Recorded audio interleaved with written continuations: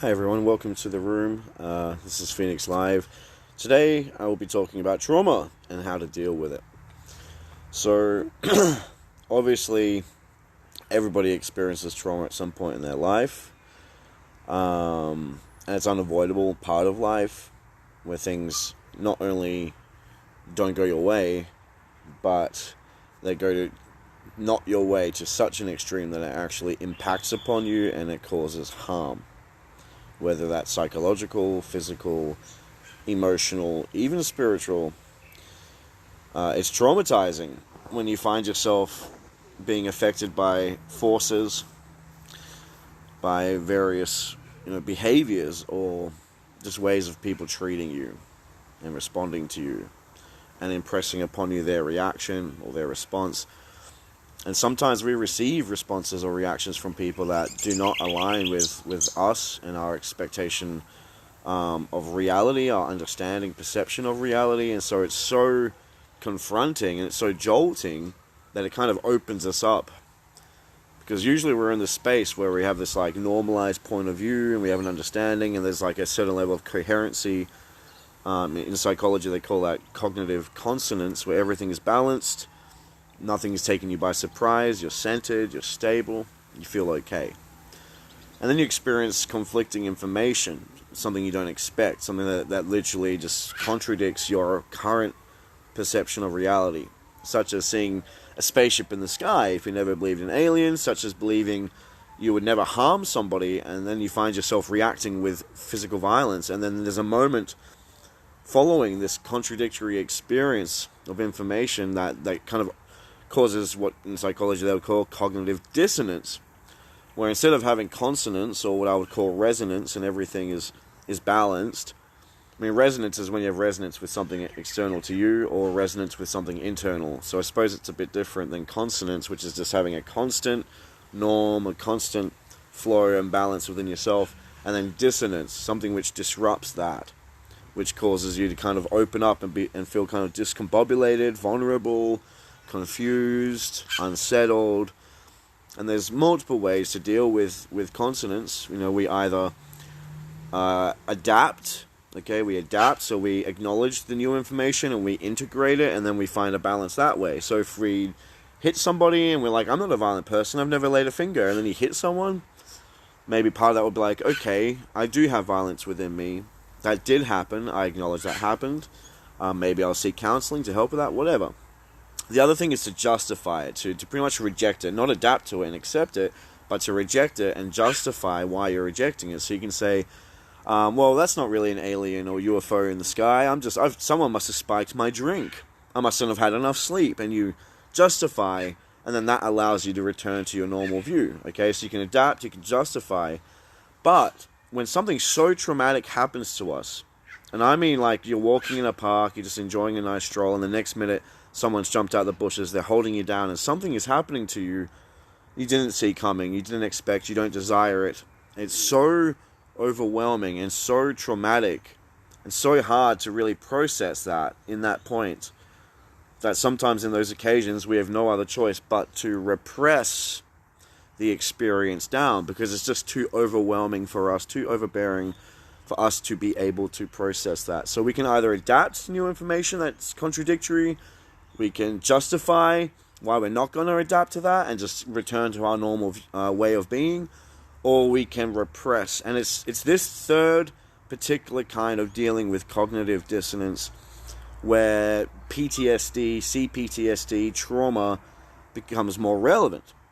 Because that's what trauma is. When we instead of processing something and allowing it release and to be processed and for us to settle it in our mind and then adapt back to a state of consonance and balance, when we repress it, it's like this tangled knot of feelings and thoughts and all these emotions of terror, of fear, discomfort, pain.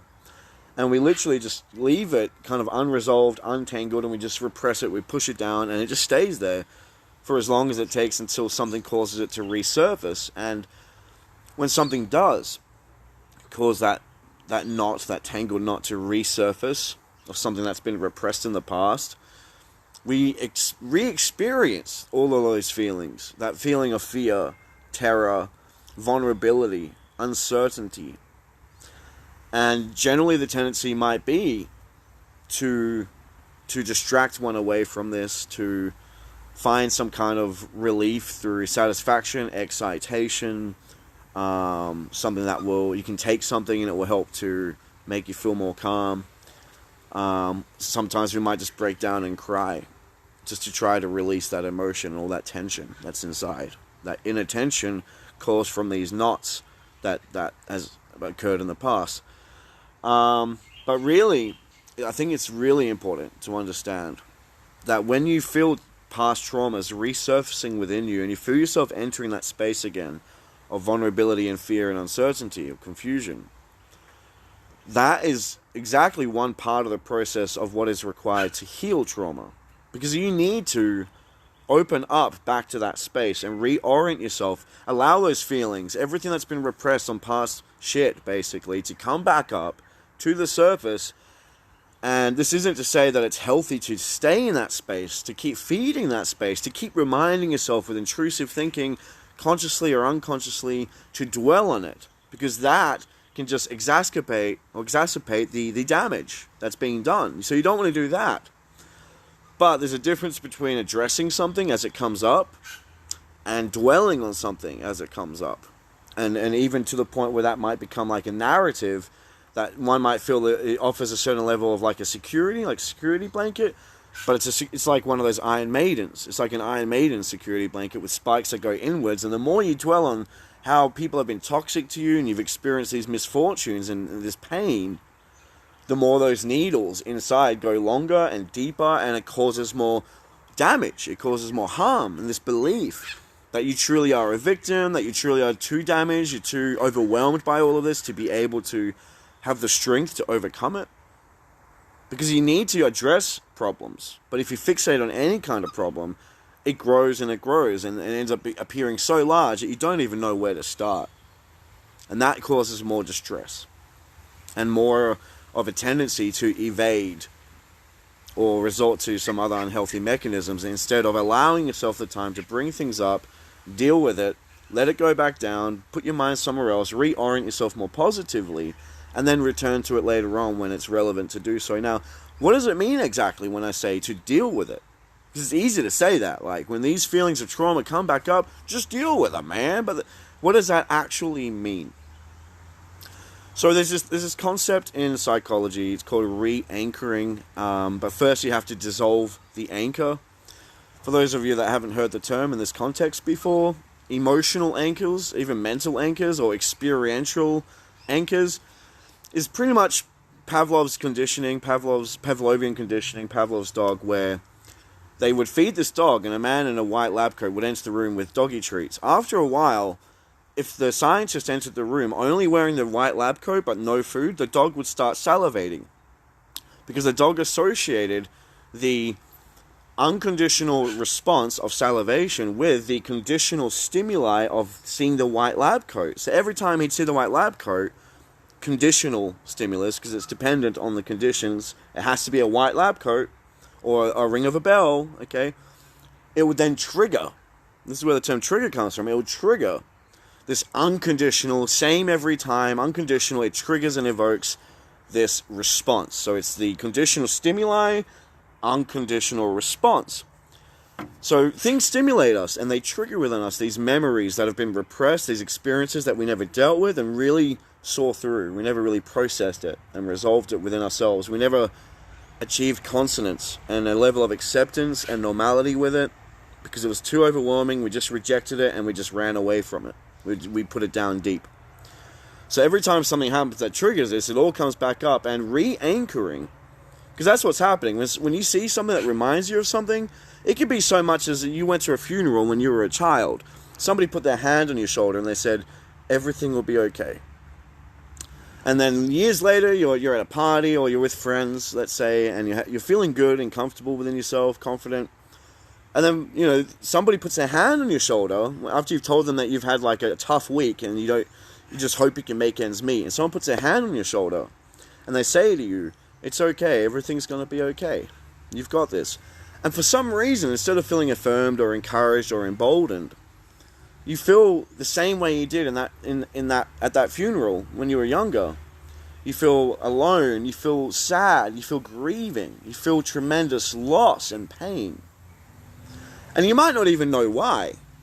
You might not even know why. Your brain can't even comprehend at that point of you reacting and being triggered with this conditional stimuli. You can't even understand your unconditional response and how you have associated an anchor with that stimuli. And when you see that stimuli or experience it through any sensory input or collection of, it literally drops an anchor down. It brings you back into the waters, into some point in the past, kind of like time travel. And I always say this, that we do time travel all the time. We cannot not time travel. In terms of our emotions, in terms of our subjective view, how we subjectively derive meaning and decode input and shape things up, and then how that makes us feel, it's all based on our previous experiences, our filters, our anchors. So when we're with people, or when we're in a situation, really all of this just provides a mirror. And we are seeing this amalgamation or combination of all of our past experiences and all our fears and pains and all the feelings, okay? And sometimes, like they say, like a doctor pushes for sore spots. And when he finds a soft spot, a sore spot, he knows that that's where the problem is. In the same way, when we find that somebody has triggered us, when somebody has activated an anchor, and we feel ourselves being dropped into a certain emotional response to that stimuli, that is the opportunity to really dig deeper into yourself, to understand that that is a signal, that there is something there within you, that you're seeing it outside of yourself. Maybe somebody is exhibiting, let's say, a behavior or a way of being that you've identified with the past and you personally don't align with. You don't like that part about yourself. You don't want to feed into that. You don't want to even acknowledge that that's how you've been in the past. But you see someone else doing it, and the general tendency, and this is projection now, is to then point fingers. And in a way, we're really pointing a finger at ourselves when we see this, when we see these mirrors showing parts of ourselves that we're so uncomfortable with. We reject it. And it's really just an opportunity to understand, instead of pointing fingers and making out that, and projecting and saying, well, that's you doing this, and getting really heated about it.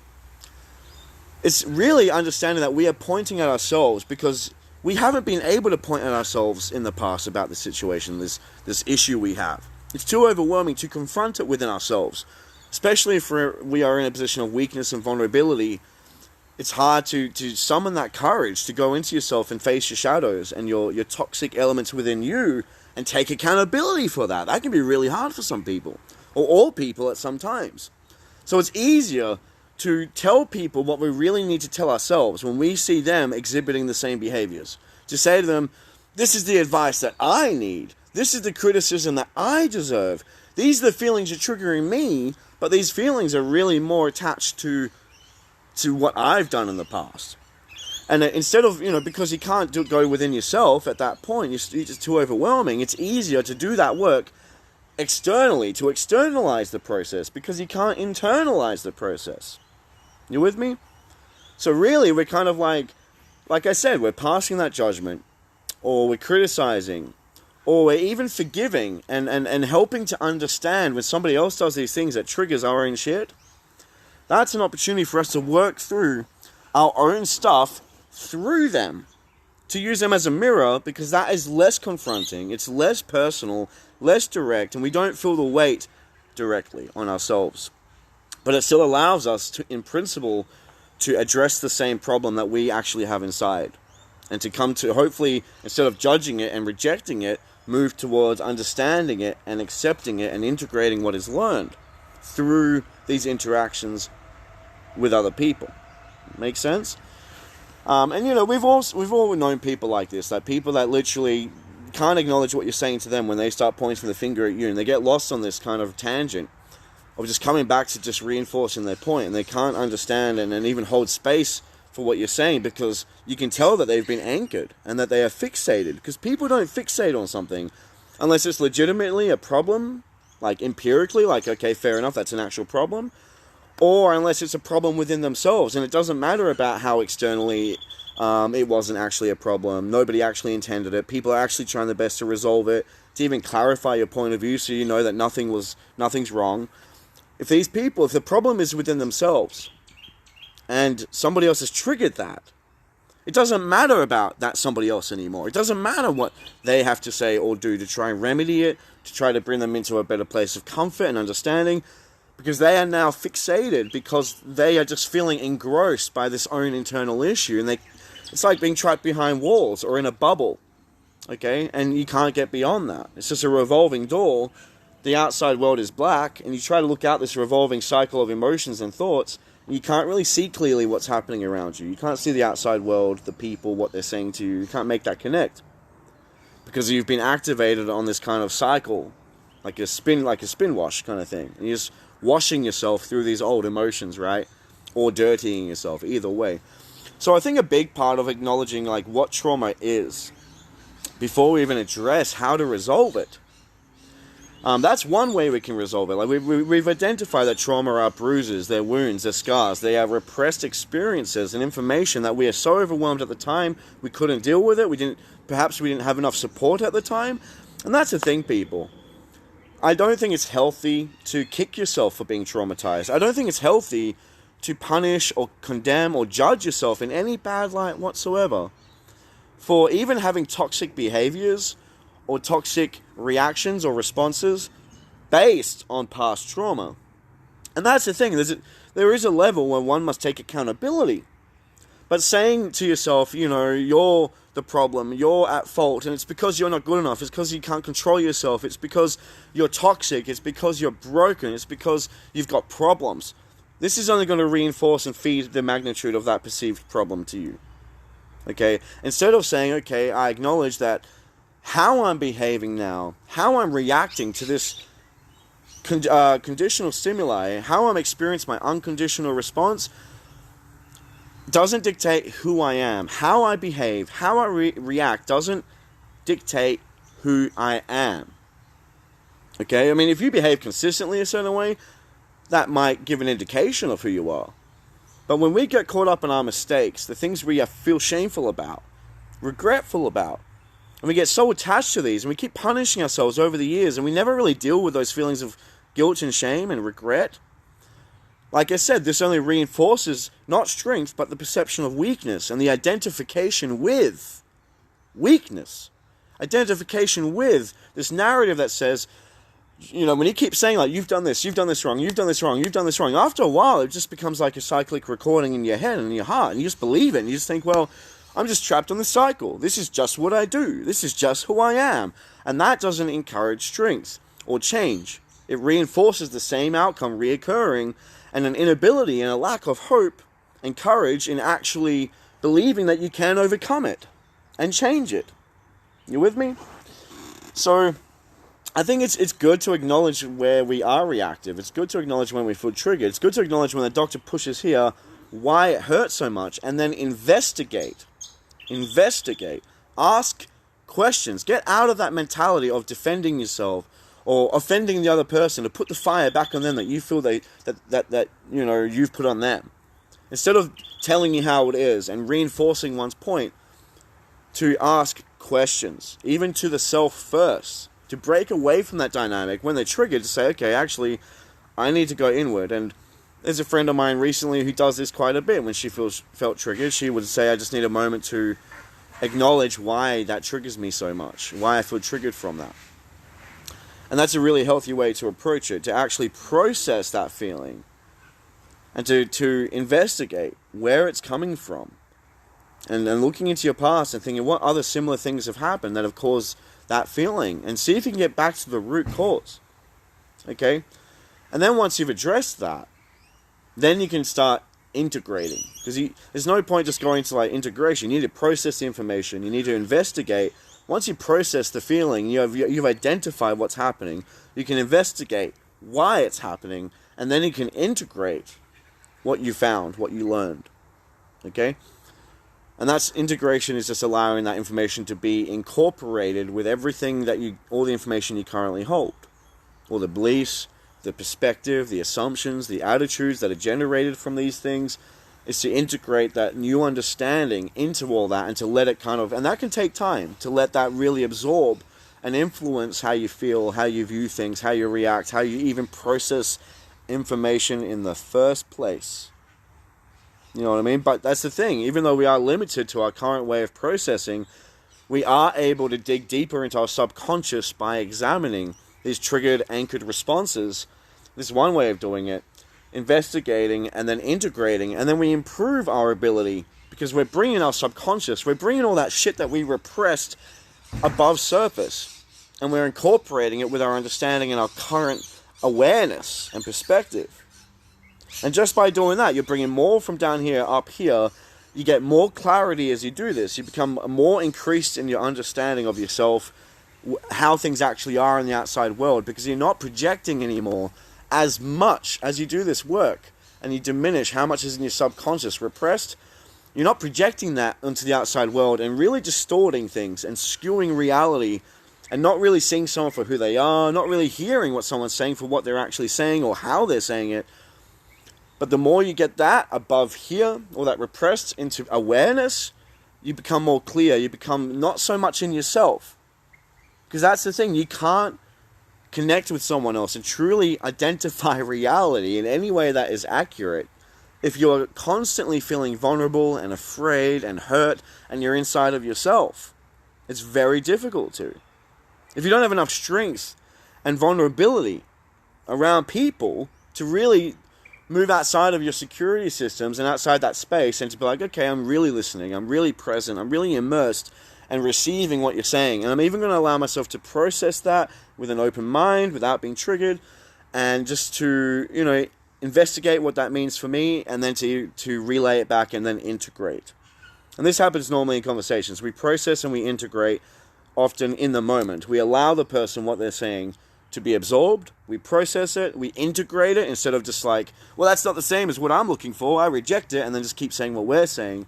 But we integrate it, and we might say something like, fair enough, actually, you just changed my mind. Like, that makes a lot of sense, actually. Thanks for letting me know that. I didn't know that. I didn't think about it that way before. And that's process and integration in the moment, like live time, right? But you need to be in that space as often as you can. You need to feel comfortable, which means you don't want to be in the space of feeling vulnerable and insecure and wary and vigilant and prepared in case something happens again that's going to cause you harm or, discomfort. Otherwise, like I said, you only see things through these filters, and you're time traveling. Instead of being present in the moment right now, beyond yourself, because you've done all that work enough to be comfortable and vulnerable with other people, and then you can truly connect with what's going on and have a more because we don't truly understand exactly what someone means when they say what they mean. We don't truly understand what's happening when we observe a situation. But the more you step outside of your own repressed trauma and you process and investigate and integrate everything you've learned about when you are feeling triggered, and you bring those subconscious fears and traumas into your conscious, you do improve your capacity to accurately understand, more accurately, what the hell is going on? What is this person actually saying to me? Instead of, what am I saying to myself through this person? What are the things I need to see and be reminded of and prompted of, and so I can address those things through other people? Okay? So that's the one piece of advice for those suffering with trauma, is to allow yourself to experience those feelings of being triggered. But with that said, when we are talking very heavy trauma, very harmful trauma, the kind of trauma that debilitates you, and it's the kind of thing that, I would advise you really need to be sensitive with and cautious with. You need to be sure to make sure that you're in the right space, the right environment. You don't just go tackling some heavy shit in the wrong environment, just anywhere, willy-nilly. So you need to have the right environment and setting. The setting that's going to allow your mindset to feel comfortable and vulnerable so that you can go into that dark space and deal with that dark territory. If you're in a space and in a setting that doesn't promote a mindset of vulnerability and comfort, how are you going to address these highly uncomfortable, overwhelmingly traumatic experiences that require you to be vulnerable? So setting, just like when people are on drugs, and I say, if you're ever going to take anything that influences your state of mind, be in the right setting so that it actually promotes a healthy mindset. The second thing, same advice I give to those people as I will to people with trauma, so to everybody, are the variables involved? All right, are there animals around? Various animals may be constantly barking. You're at a friend's place, they have a dog, you're afraid of dogs. So that's a variable. Okay, are there various things going to be happening that day?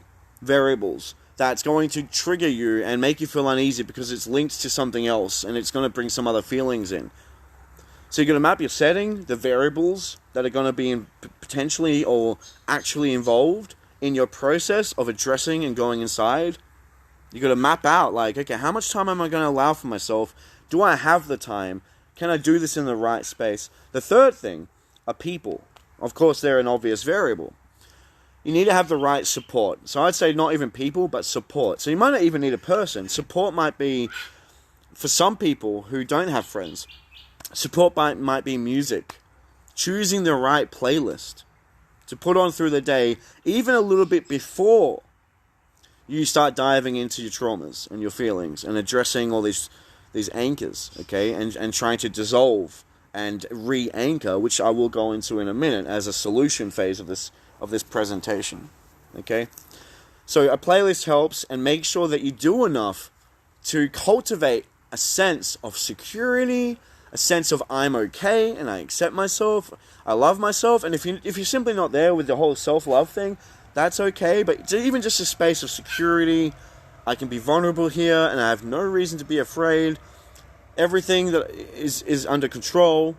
There's no unknown variables going to slip in. Like, as much as you can promote that feeling of just security, you need to be in that space first and then really start diving in deep and allowing yourself not to fixate and dwell, but to temporarily address something which you can then stop whenever you're ready. It's up to you, at your own pace and comfort. And then you can pick up later on. But the thing is, you will experience discomfort. And that's the first thing you got to accept when you are trying to heal. When you're trying to gain exposure, give exposure to, even within yourself, all these things that have been put in the dark, to become aware of them itself. It's exhausting, but it's very discomforting. And it can be very painful too. So you have to be aware of that, and you have to have an understanding, or try to develop, engage, and monitor your own strength, your own ability, in terms of how much can you take at one time. What is your capacity for how much work you can do in one sitting? And don't push it. Don't stretch it out and try to do everything at once and think, I'm making good mileage, so I'm just going to keep pushing it. When you feel that you're at your brink, because you've got to allow yourself to feel uncomfortable, you've got to allow yourself to feel pain, but you also got to set a healthy limit. Otherwise you might end up regressing yourself and doing more harm, and then feeling like weaker afterwards, and then more inclined to stay in a negative space of saying, see, you can't even hold yourself, you can't even be in that space, you're never going to fix this. So quit while you're ahead. When you feel you've made a milestone with addressing your stuff and going internally in the right setting with the right variables, with the right support systems in place, and you've gone inside and you're doing that hard work of really just investigating, because that's the hard work. Investigating. Processing, it's also hard. If this is stuff that has literally been locked out of your memory, sometimes hypnotherapy might be able to help with this. Processing is the first step. Investigating is just as difficult, if not more difficult, when you're actually analyzing it in detail and putting yourself back in that place and be like, how would have that affected me? How that would have affected my thought patterns, my feeling patterns. Okay? So that's painful, but once you've done that, that's the hardest part. The integrating that's the rewarding part, okay? The integration phase is always the most rewarding, besides the actual seeing the rewards that are yielded after you've integrated. That's the most rewarding phase, when you actually see, once you've integrated everything you've learned, the effect this is having on outcomes, the changes in your life. You're like, fuck yeah, that's affirming, and that's good. But the integrating part is that work, that part of the chore that isn't like, oh, I dread this is so painful. The integration phase, following investigation and processing, is a lot more affirming. You actually feel yourself taking the steps you need to take. You acknowledge that you're making progress, that you have everything that's required to take those steps, to even commit to that work. And that is affirming of a character of strength, of courage, and a commitment to self for healing. Okay, and even just taking accountability.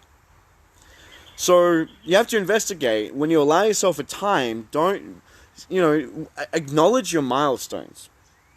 Acknowledge when you've processed enough. And even if sometimes you've just got to process something and you can't go straight into investigating, that's fine. Allow yourself to dip out of that and then later on return to it after you've processed something enough, which means all that information, such as when somebody experiences rape or something as traumatic as that, and you literally have to push it and you never even processed it at the time. Your brain's switched off as a self-preservation mechanism because it would have been too overwhelming and catastrophic for you mentally.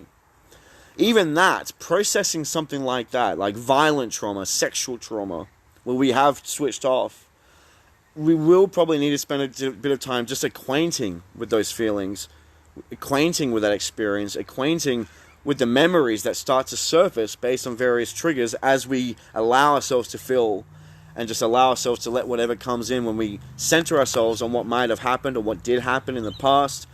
It takes a while to just process the information, to make up for what you didn't process then. And because you've had such a time lapse between then and now when this happened and now you're trying to address it, it's magnified. The feelings attached, the complexes formed around it. You know what I mean? It's like a tree. It's like a twig back then, but now it's a huge branch and it takes a lot more work to cut through it. Okay? So processing is the cutting through it. Processing is actually interpreting that information, decoding it, absorbing something that happened to you, time traveling, absorbing something that happened to you that already happened. But actually, because you can't investigate something without truly acquainting with the crime scene.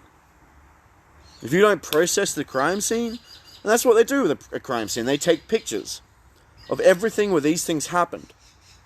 And they process those pictures. As soon as they finish processing those clear, definitive pictures and records, a record of what happened, and they fully looked at them, then they start investigating, right? It's the same thing. You got to identify the crime scene before you can investigate. You got to process your original crime scene, your original feelings of something that happened before you can investigate how that might have affected you and going back in time and just figuring out, like, you know, am I really justified in how I view the world right now and how I'm behaving with my mechanisms? Or are these indeed mechanisms? And are they because of this? That's investigating. That's all the hard stuff. When you start to integrate, when you start realizing, like, yeah, it makes sense. A parents of mine, my mother and my father abandoned me, so it makes sense that, like, I need this constant reassurance that people value me and they're going to stay around. And when they're leaving, they need to tell me where they are. And I get really concerned. The integration part, once you've investigated that, you might say, well, I do acknowledge that now. And I'm going to integrate that. And I'm going to allow myself, I'm going to come up with some affirmations to write down or a song I can listen to every time I feel fear. Because next time I feel fear surrounding abandonment, instead of just caving into that emotion and literally projecting and making it about the outside world, now that I've processed this, I'm going to take accountability for it. Now that I've investigated it, I'm going to take full accountability for it. And when I feel that, it's not about somebody triggering me. It's not about something else causing this to me legitimately. And I'm just assuming that for all time, that it's legitimate and it doesn't even need to be questioned that it's actually me. I've actually done the hard work. I've identified that some of this is me. And in that regard, when I feel triggered and I'm feeling that, I'm going to sit with it myself. I'm going to come up with healthy ways to counteract that feeling or to make me feel vulnerable, to go into that feeling and nurture myself, to hold myself. Maybe in ways in my past people did not hold me. Maybe in ways in the past that people did not nurture me. And I say that to people. When you were neglected as a child, we need people to show us what love means, what nurture feels like, so that we can then hold that space, returning and regress into a like infantile state, or whenever these things happen to us at different points earlier in our life. And we need to learn how to hold ourselves as our own mother, as our own father, as our own brother, sister, lover, husband, wife, partner, colleague, whatever ways the damage is done. We need to be able to nurture that, but we need to learn that from somewhere. We can't just pull it out of a hat. Can't just pull that shit out of a hat. So yeah, that's the example of integration. When you get to that point where you're like, I'm feeling this. It's not because of the outside world. I've already identified this. I'm going to maybe put some things in place. I'm going to listen to some music. I'm going to read this affirmation that I've put up on the wall. I printed out. I've put it on the wall to remind me that you are not abandoned. Don't even put that word there because that's going to trigger you. But let's say we're talking about abandonment. You'll put something that says something like, Just because you cannot see them, it doesn't mean they're not there. Just because you can't hear them saying they love you, it doesn't mean they don't love you. And those are very logical statements that you can see on a wall. And every time you feel yourself slipping into insecurity and vulnerability because somebody hasn't called you in a while, and you can just remind yourself, like, rationally, just like, okay. And sure, you might still have some feelings, but at least you're taking accountability for that. You're assuming control, and you're steering and reorienting your mindset. And I call the mindset the gatekeeper. The gatekeeper shifts all these tracks that kind of water or emotion funnels through. So there are some times where I need to kind of cut off when something's so overwhelming to you. I need to cut off my emotional response and just reassess the situation as my rational self, as my gatekeeper, left brain. And literally say, okay, this has happened. I've processed it. These are the things I need to integrate. These are the things I need to put in place externally as boundaries in the physical world. These are barriers and lines I'm now drawing in the sand. And sometimes we have to do this with people we love, we've had deep relationships with, really meaningful. To draw certain boundaries and lines can be the most difficult task in the world. So sometimes it's easier, like even for me, like to, in a way, cut off and repress or allow those emotions just to be put aside. I'm not going to dwell on them. I'm not going to be reactive to them. I'm not going to respond to them right now. Sometimes. When I've already responded enough to know that something's wrong and I need to protect myself. And then I'll just get good with my gatekeeper. I'll put something in place, and then I'll let those emotions kind of adapt to those new tracks that I've put down as a gatekeeper to let that water run through differently. So if you need to disengage with somebody, for example, you might not want to feed into reminding yourself of how good it was and all the happy times. You're going to cut off from anything that really gets you too emotionally engrossed in that situation, memories of the relationship, and just go in your rational mind and say, okay, what good reasons do you have for leaving that relationship? How have you, legitimately and accurately and evidently identified various processes that were harming you or stunting your growth or impeding your progress that were consistent and unworkable? You couldn't negotiate with it. And I'll just get good with the situation. And I wouldn't suggest anyone ever do this in the middle of an argument or in the middle of having a perception of a situation. I would say that you want to get to a relative point of clarity with everyone involved in the situation first. And once you feel then you've all identified what's going on, or you've heard enough information, and it's clear enough, and now you can move away and actually start incorporating that information, and not halfway through, but you've heard enough, then you can get into your head, start being rational, and let all your emotions kind of realign to the canvas of your thinking, of these rules, these things that you've acknowledged and you've come to accept with some measure of conviction, and you're putting your foot and saying, okay, I accept this now. I'm not going to just keep denying that this is happening. I'm not going to keep justifying and giving passes and leeway, but I'm actually going to acknowledge this. I'm going to accept it, and center yourself there. So there's another thing, like there's a time. Most of the time, I like to be both. Most of the time, especially when I'm talking with people, generally speaking, I like to be present enough to feel triggers, to understand at that point, okay, there's a trigger. If you don't let yourself feel and you just cut off, nothing's ever going to trigger you like as often or as much for you to know what you need to work with, and you're never going to truly be happy. And intimacy will be a problem, connection will be something that will be sorely longed for. Okay? See, that's not really an option if you want to keep living as opposed to just surviving. You don't want to just cut out your heart from the equation. But there are times where it's strategically valuable and I think important and beneficial to do this. But it's about knowing when is appropriate to do that. If you lock yourself off halfway through a confrontation or situation and just you're in an echo chamber of your thoughts, and maybe you're talking with other people and there's an echo chamber of what you feel, then you're only going to further exacerbate your current belief, your current feelings that isn't based on an actual full, clear, I've learned enough information point of view. You're going to go in, you're going to leave something with like half the information you need to actually arrive at an actual healthy, accurate understanding of what's going on. So I would only suggest cutting off and allowing yourself to realign yourself, and then allow yourself to open up your heart again, reintegrate, reprocess, reconnect the heart, allow that to flow. If you find yourself being overwhelmed, let's say the example again with a relationship that you've distanced from, if you find yourself getting overwhelmed when you're trying to integrate back, Then come back to your head, reaffirm yourself, bring out that song, bring out that writing on the wall, or remind yourself of the writing you've seen on the wall, and then go back to your heart and gradually, bit by bit, re-anchor yourself. Because that's re-anchoring. When you reaffirm a different point of view with something that happened in your past that left a real deep emotional impression. Okay? And that impression led you to develop and identify with various points of view, various perspectives and narratives and attitudes, assumptions, values, beliefs.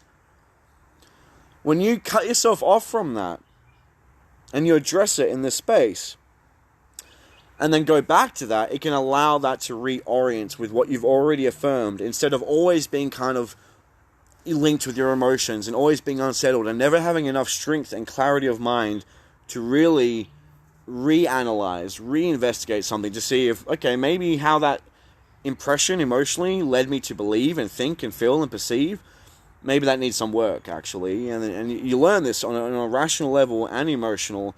Once you identify the damage that was done and how that led you astray, then I would cut off from dwelling on whatever makes me uncomfortable. It doesn't mean cutting off from your heart, but what I mean by that is cut off from those emotions and those things in your heart that keep pulling on you, pulling you down. Once you've done enough work, put on some happy music.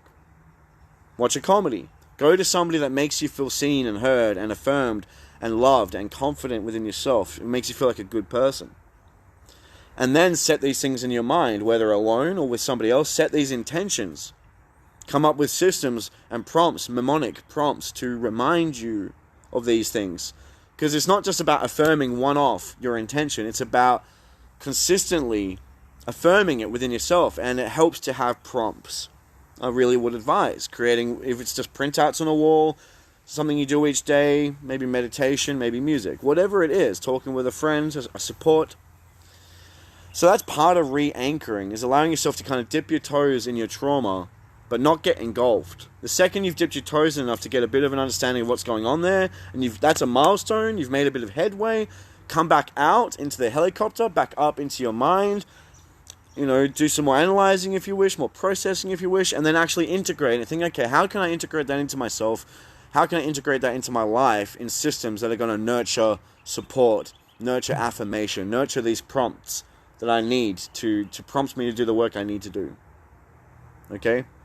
And then go back into the trauma. And you'll find, instead of dumping yourself in there and getting lost, if you go toe by toe, in essence, you are like a sponge. And your toe is like absorbing more of that emotional essence that's trapped in your past, that trauma that's in your subconscious and in your body itself. And it absorbs a little bit at a time. And then you go back up there in your mind, you wring it, you wring out all those emotions. Because that's the thing, guys. The more you over-intellectualize anything, the more you rob it of its power, the more you rob it of its emotional effect. Perfect example.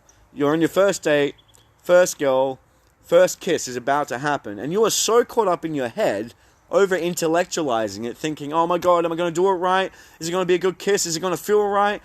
Blah, blah, blah, blah, blah. And you're so in your head that you're not actually present anymore to feel it, to actually experience that emotional impression. So yeah, that can be used. Overthinking can stifle a good thing and kill it before it even begins, right? That's a bad thing. But you can use the same principle process for good. Okay, and that's why I think writing is such... I'll put this as another piece of it, like another suggestion on how to resolve trauma. Writing. Going over these things, not all at once, something that happened to you, but bit by bit, as you're comfortable. And just once you've written out, let's say, 10% of what happened or whatever is comfortable for you, just go over that 10%. Acknowledge that beginning of the story. Identify with that until you're comfortable with that. Until you have robbed the kiss of its emotional glory, or you have robbed the trauma of its emotional impact, because you've intellectualized it so much that you've rendered this emotion, this colorful emotion, into a rational black and white construct. It's like when you experience loss of someone you love, and to begin with, you can't imagine how you're going to survive, but you find, despite that whirlpool of emotion that you're drowning in, the more you talk to other people about it, every time you tell the story of what happened, every time you tell that same story of what happened, you get a little bit more distance away. It's like an hourglass. It's like the emotions on the hourglass start sifting up into your head. It's not to say that you're not always emotionally connected with your heart on that subject. But you do find that you become more distanced and more objective and more rational and black and white. And in this sense, you're less emotionally drowning in this thing. So in the same way, we can write our traumas, whatever pace is comfortable. And the more we go over something, even if we don't show anybody, the more we are taking that sand from our hourglass of our heart and putting it into our mind and intellectualizing it, making it black and white, and re-rob it of the emotional impact that trauma might have on us. And this is what counselors do. They try to get you to acknowledge, and they bring these things up because keeping it repressed isn't going to help. But by acknowledging these traumas and revisiting them and intellectualizing them and sometimes kind of just doing what we can to switch off from that space. Once we've learnt enough to actually then reflect and integrate, put on some positive music to nurture a space of comfort and I'm okay, vulnerability, and then write about these things when you're in that space. Or even when you're in a really bad space. If writing helps, it depends on the person, then do that. So there's another suggestion. You can write about these things, you can over-intellectualize these things to help re-anchor your way of relating to that experience on an intellectual level. But you also have re-anchoring yourself on an emotional level and a physical level. And we're going to go through those two right now. And that's we'll see if anything more comes up, but that's probably going to be all. So emotional anchoring doesn't involve your head. Emotional anchoring isn't about rationalizing something so much that it just becomes this black and white thing you just talk about without tears anymore. Re-anchoring your heart is allowing yourself to enter into those previous spaces of trauma, these impressions that have lasted till now, allowing yourself to be anchored and triggered, right? And then doing something positive. Like I said, with music, comedy, being with people you love, simply being held is probably the most powerful and effective way to heal trauma. Allowing yourself to visit that trauma or to be triggered, either way, you can start with your mind in terms of visiting it just to activate it, or you can just happenstance be triggered, and hopefully when that happens, or if you can't arrange for it, there can be someone there just to hold you and allow you to be back in that space, that infantile space, or whenever it happened, of feeling that. And that, just being held, is going to affirm that you are okay, that you are loved, that you are safe. And that's going to give you the strength to actually see those emotions through and process that experience in a way that you couldn't possibly do at the time. If it's not about somebody holding you, if that's just not a thing that's available to you right now, there's always, like I said, music, anything that cultivates emotionally a sense of empowerment, a sense of catharsis and emotional release, and at the same time healing and empowerment. So it might be painting for you, or making music. It might be some kind of art form where you're being creative, because creativity, it comes from the heart. So if you want to re-anchor your heart, and you want to re-anchor these triggers, these anchors of trauma, drop those anchors, bring yourself down to that point, back in time, and then do something, like play some guitar or whatever it is, make love, that allows you to bring that anchor up. Something so positive and uplifting and affirming that you're okay and safe and loved and healing, that it helps you to lift that anchor up. So even next time it drops, it's not going to bring you down as deep because you've reduced the length of the chain. And each time you lift it a little bit back up through a process, you on, off throughout time, you'll end up finding that anchor is back on board, and somebody can talk about something that used to trigger you, that used to bring you down to such a heavy space, but now it's not even dropping at all. You don't even feel it anchoring you anymore. That anchor isn't even an anchor anymore. So you've rescinded the anchor. You've brought it back up through orienting yourself emotionally in a positive way. So I'd say you do this. Like, this is a very big part when you're beginning the work with trauma, when you're beginning the healing process, and that the reorienting yourself mentally, it kind of goes in conjunction, but I would say that you would need to start off by reorienting yourself emotionally and being in that space, because that's how you allow yourself to process what happened in the biggest level where it counts, internally, how it affected you. Once you've processed that and starting to process, you can start integrating, talking with people about it, writing about it, putting things on the wall. I'd put things on the wall straight away personally, and then you'll find you'll gain more traction with the intellectual reorientation, following a bit of progress on the emotional re-anchoring. Okay? And that's why I say re-anchoring, because you are moving it from a place of pain, and the next time that you hear something from someone or you experience something that would have shut you down before, you might actually find that it gives you a positive effect because you've actually re-anchored it and associated it in terms of the, response to stimulus relationship.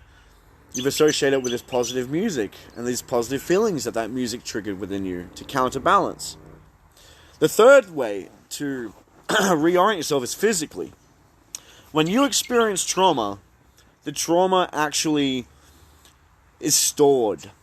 Just like information on a device or computer. The information is stored inside every cell of your body or inside your muscles, right?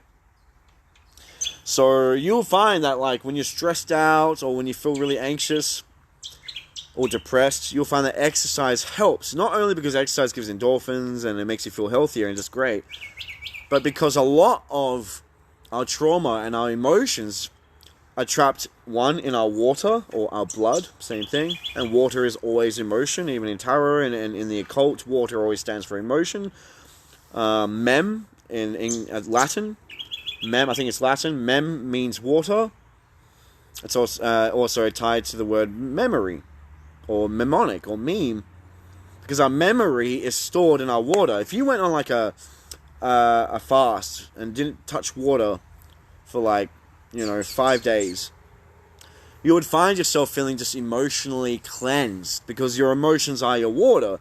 If you're literally fasting to the point where even the water that's really trapped and consolidated within you is released, like you squeeze it all out, everything that was in there, all that dark shit has been completely wrung out, and then you allow yourself to drink water again and you re-dilute yourself with clean water, and you feel a lot better.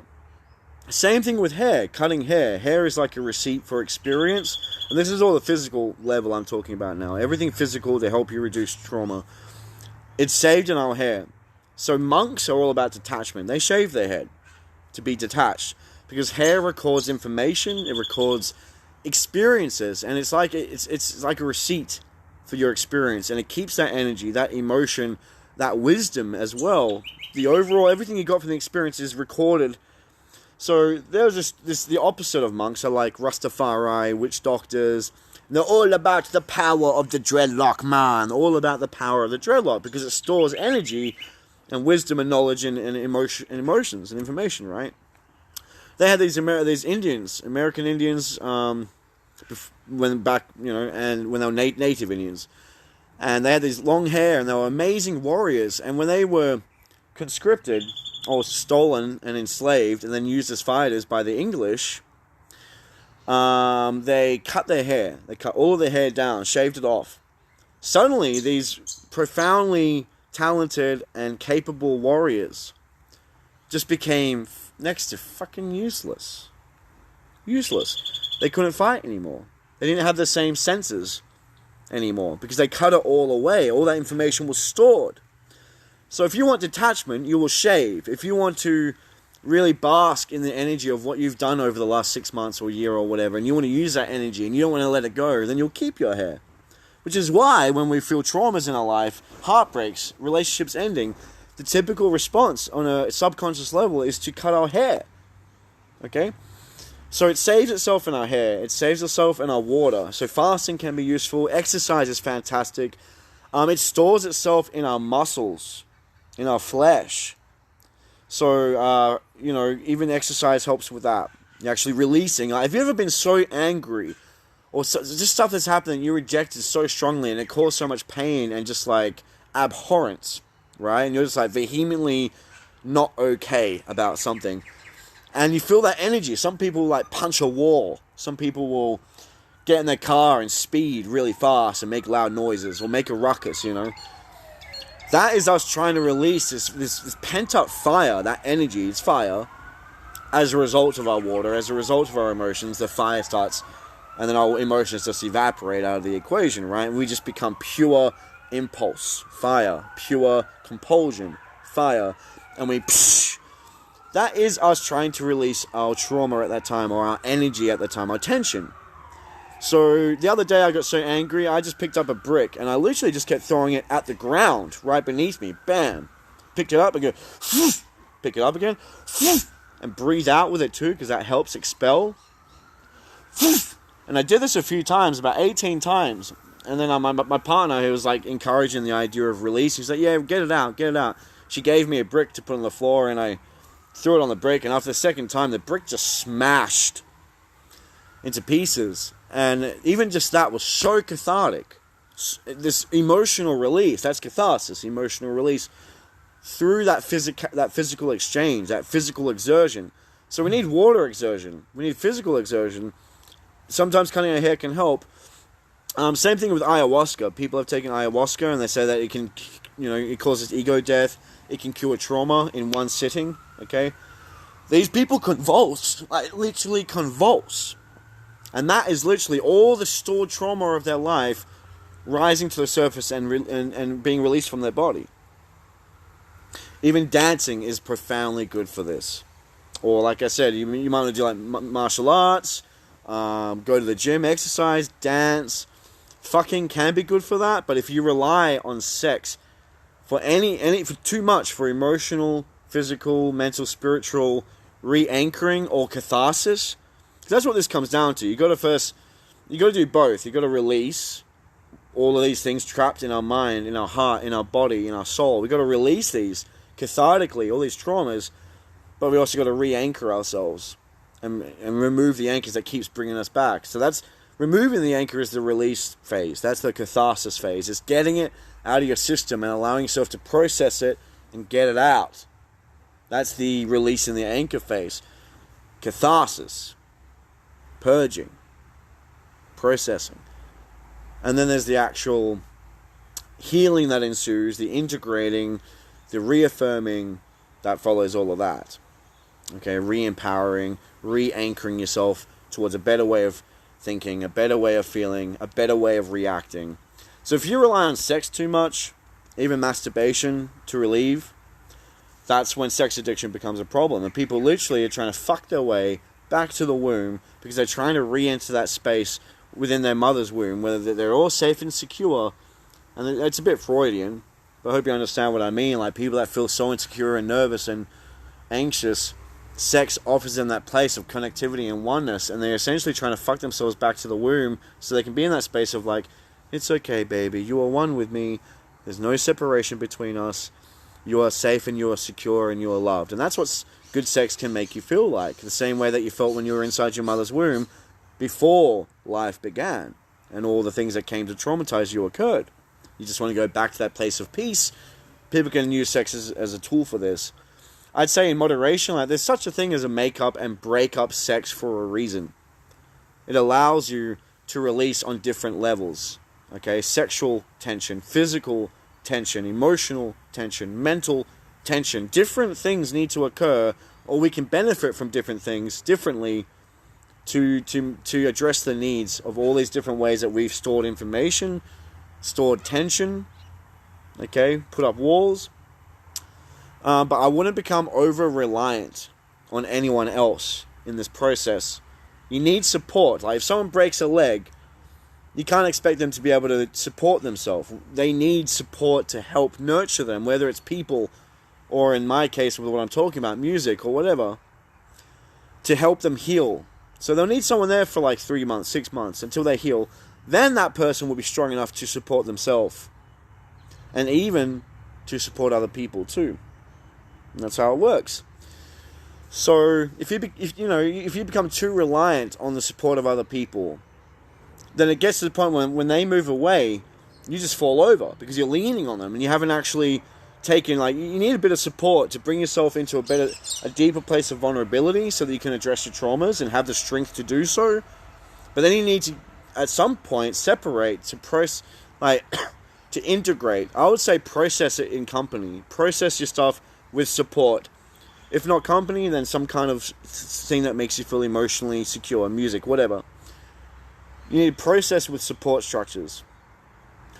investigating is a combination of being present with support, but also allowing yourself a bit of space in that exchange to go into yourself and investigate without being influenced by someone else's energy. So it can help to have someone there to allow you to investigate. But for the processing of something, deep support all the way. So this is literally a layout plan for anyone with trauma. First, you need to identify the trauma. You need to identify the crime scene, and it might help to have a hand to hold, someone to hold you while you get a handle on the crime scene of where this trauma began. When you're investigating it, you might stop holding hands with your fellow officer, and you're going to take a moment to crouch down and have a think about how this happened and what it led to, and how did it affect everyone, and how have I been affected by this. But every now and then you might still exchange words with your fellow officer and get another point of view. So you are kind of doing it together, but half of that process is you. Instead of when you arrived at the crime scene and that person needed to hold your hand just so you could identify what happened, right? And then when you are integrating is when you need time for yourself. Integration phase is you, no influence, no distraction, you've already been supported, you've already identified, you've already investigated, you've done the hard work. Now you can integrate yourself at your own pace, and you can use this information I've given you in terms of like dancing, something physical to help get it out. Maybe a bit of a fast wouldn't hurt. Writing or talking to people about this to allow you to get a different point of view on all of this can help as well. And ultimately, at the end of the day, we have things that just make us feel disempowered, that make us feel harmed and hurt, and we carry these pains inside. And I like to think that in most cases, as hard as you might think, as much as you might think, it's impossible for you, you've been living in it so long, there's nothing you can ever do, I do believe that, yeah, sure, it's going to require more work. The longer that the more this trauma is pronounced within you and developed over time, it's going to require more work and time. How much work, how much time, how much work is going to be roughly the same, but how much time it takes is really up to you. It's about making that first call. It's about acknowledging that you deserve to be helped. That's the first step. Finding people that you won't even think I deserve to find people that make me feel loved if you're at the worst point possible. But let your higher self do this for you. Let your higher self say, okay, you're going to be more aware about being in spaces, choosing to be in spaces and enter spaces with people that make you feel loved, heard, acknowledged, appreciated, and move away from spaces where you don't feel that way. Once you start feeling that you love yourself, that you want to commit to healing yourself and working with this, then you can actually start doing that. And I would suggest, like I said, everything that I've already mapped out here a little bit, is finding company to hold your hand as you identify what has happened and process that information. And if not company, a really good support space with all the right triggers for positive emotions and a positive state of being and thinking and feeling. And then as you're investigating it and actually rationalizing how you think that's, like, what's the connection between now and my behaviors and my thought patterns and everything today and what happened back then. As you're investigating the crime scene and thinking, well, how do we think it all happened? And where do we think the killer is now? How do we catch this killer and put him away and resolve this mess? That helps to do that with other people. So start doing that. But also with yourself a little bit to actually draw those connections to yourself, because that's what really matters. It's not about what other people tell you. It's about what other people tell you and about what you tell yourself and what you hear when they're telling you. It's about what you learn and what that information actually, the impact that has on you. It's all about you. Okay, not about them reinforcing the same victim story. You got to gravitate to people that are willing to acknowledge some uncomfortable truth sometimes within you.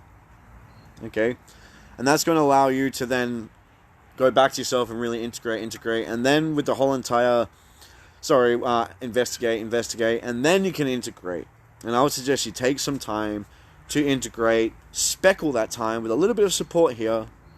You don't need to go too much over investigating if you feel you've done the job and you've identified that the killer, my toxic behavioral belief pattern today, the killer became the killer because I acknowledged the crime scene, the initial trauma that caused the toxic pattern within us. I've identified the crime scene. I've seen the connection between that and the killer, my toxic pattern. The connection between my trauma and the toxicity within me that resides today as a result. And if you've done that enough, you don't need to keep going back over that. Because now the integration phase is literally the feeling of restoring balance, of restoring justice. Not necessarily putting the killer away in prison. Maybe you might put the killer in prison, maybe you put the killer in rehab. That would be just to tie it off metaphorically. That's the integration phase, is the balancing of the scale. So first we must identify the crime. Then we must identify how that crime is living on through us and causing toxic behavior that kills our chances to be happy and healthy and to have that effect on other people. And then we can do with the integration how are we actually going to use, case closed. We've investigated, case closed. Integration is literally like, okay, now what's the verdict? Okay, what's the verdict? What am I going to put in place in terms of measures and boundaries and prompts and supports to either rehab me or discipline me, to allow me to learn from this investigation, to be atoned, to be better balanced, to achieve justice within myself? So the verdict, that's the verdict. Coming up with a game plan, roughly, and then actually casting that sentence and putting that into place. Okay, actually serving that time that you need by yourself, kind of in a prison in a way, or rehab. It suits the metaphor, because you do need to take time for yourself with a little bit of support. Just like when you leave in prison or in a rehab place, you do have some friends there, but for a lot of the time, it's just you by yourself or dealing with your stuff, right? So in the same way, when we are rehabbing or in prison, disciplining ourselves or nurturing and rehabbing ourselves, rehabilitating ourselves, we need to take that time for ourselves in the third phase. And that's what I'll leave for you today. I think there's a lot of information, but basically, just to recap, we've got to identify the crime scene. Okay, we've got to identify that connection with the killer today that's inside of us, these toxic patterns as a result of the crime. And then we've got to give our verdict once we finish the investigation of the killer and the crime, of how it's affecting us and killing the goodness in our life and the original case of the trauma when it happened. Then we can say, okay, here's an appropriate verdict, and let's carry out the sentence and do the work required. And I do hope that you hold on, have faith.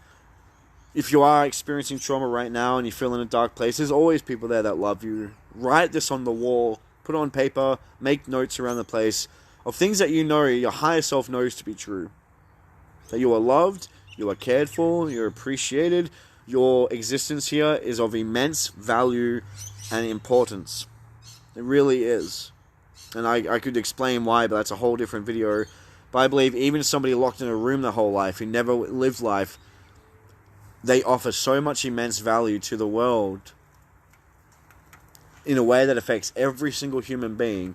And not in some vague butterfly effect bullshit. But I mean like in a scientific, I have absolute conviction to a T that every single person makes a difference. And every single person affects every single person in this world. Whether they acknowledge it or not. Whether they've even left the room and ever done anything or not. You are cared for. You are very important.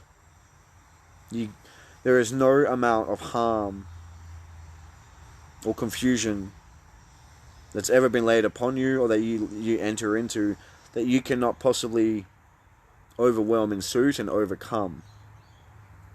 There is no pull so deep that you cannot find the ground to pull yourself up on, so that then you're in the position of strength to help other people and pull them out of the pool.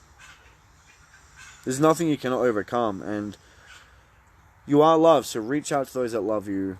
Set about doing the work, and I wish you all the best, because everyone in this world deserves to live a happy, healthy life, to be loved, experience connection, healing, empowerment, liberation.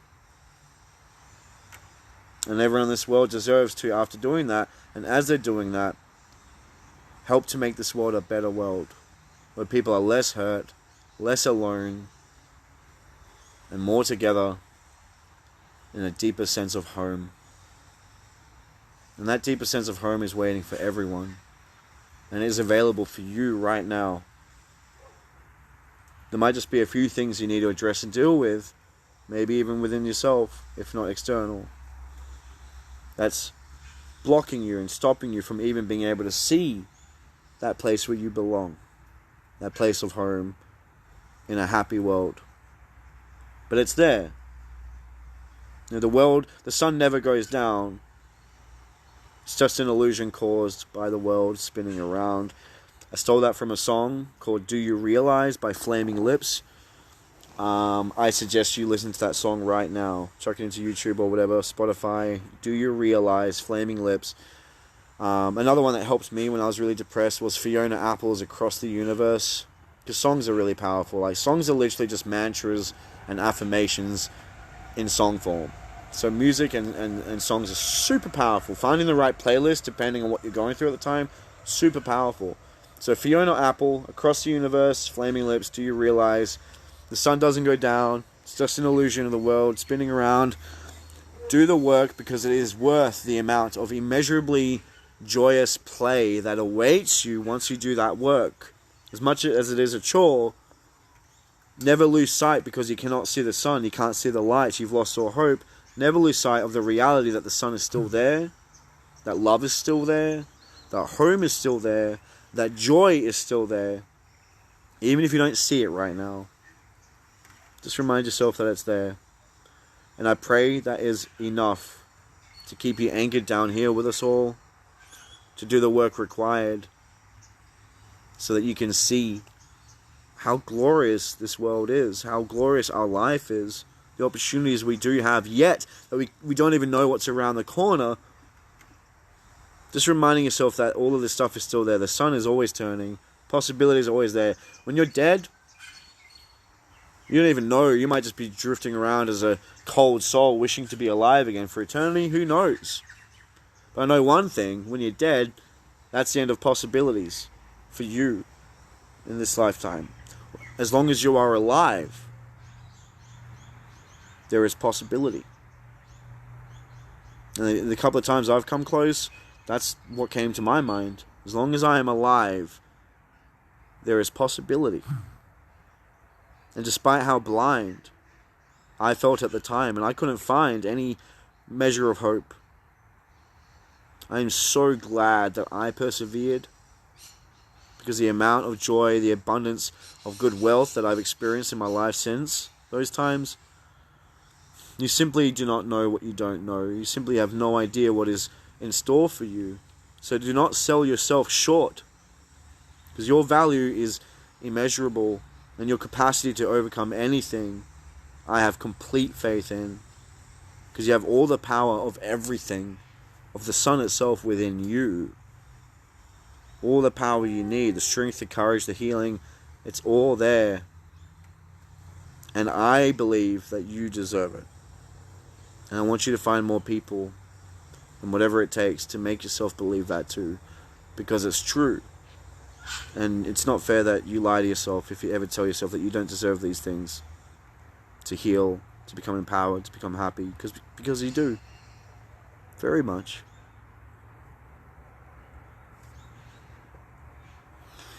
I see the soul in you, and I hope you overcome it all. And just remember that, like, being chucked in the tenderizer, it makes more tender people. You will come out of this more beautiful, more empathetic, a greater capacity to relate to more people. And the amount of stories I hear of people overcoming the worst circumstances in their life, the worst experiences, only to end up helping other people and really empowering the world and themselves and living happy lives. I hope you become, in some measure, something more similar to one of those stories, instead of one of the other ones that we read about in the much smaller sections of the newspaper. Anything is possible right now as you watch this, and only because you are alive right now to make your choice of what you commit to. Isn't that worth something?